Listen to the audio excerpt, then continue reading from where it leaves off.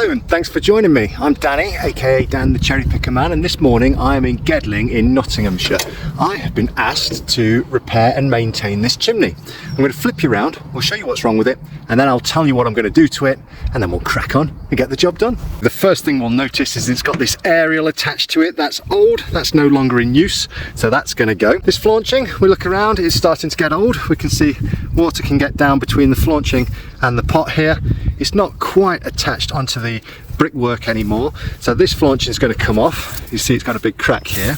We're going to take that off and we're going to replace it, but once we've taken that off, we just have a look at these top three courses of bricks. As you can see, these bricks are shale, they've lost their face, they're damaged, so I'm going to remove the top three brick courses and replace them, but replace them with new and better bricks. The pointing is poor in many places, so I'm going to grind out all this brickwork and repoint it with a new mortar mix. And looking down here, we can see right into the flashings there, so I'm going to put those back into the joints and seal them with a new flashing sealant. If you're interested in seeing how that is done, stick around because I'm going to show you. So as you can see, I've removed the pot, the cowl, the flauncing, the aerial and the top three courses.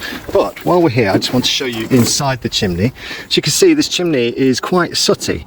Currently it's not in use, but it appears as though it was at some point in time. Now I'm going to recommend to the customer that they have this chimney swept. And what you don't want particularly is for the inside of the chimney to be covered in old soot, as this can be quite corrosive, cause problems down the line. It can also cause damp issues due to hygroscopic salts, which are moisture magnets.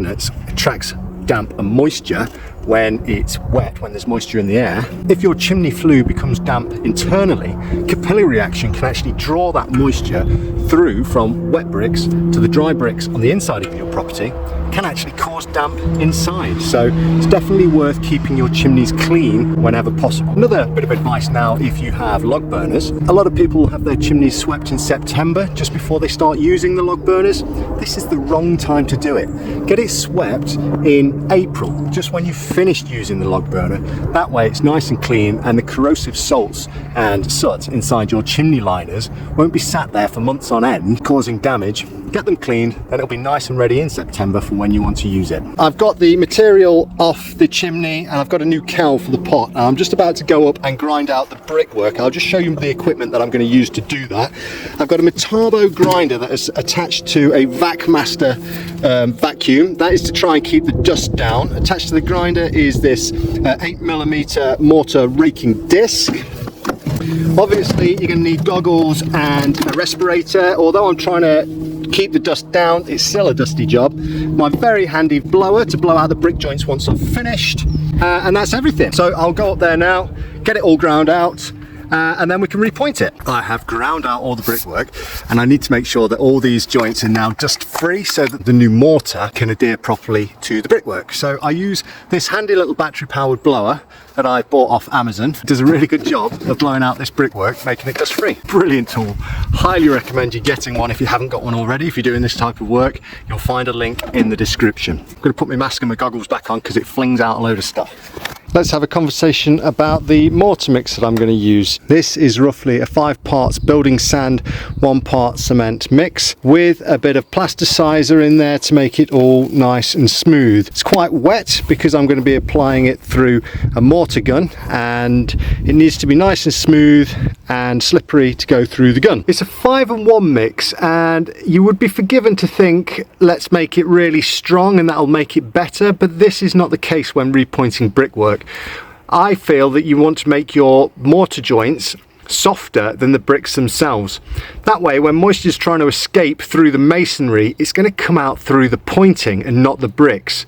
If it comes out through the bricks, this is going to damage the bricks, cause them to go shale and break, and it's a lot easier to repoint the brickwork than it is to replace bricks. So the mortar is almost like a sacrificial layer. Sacrificial layer that you want to last at least 20 years, if not longer.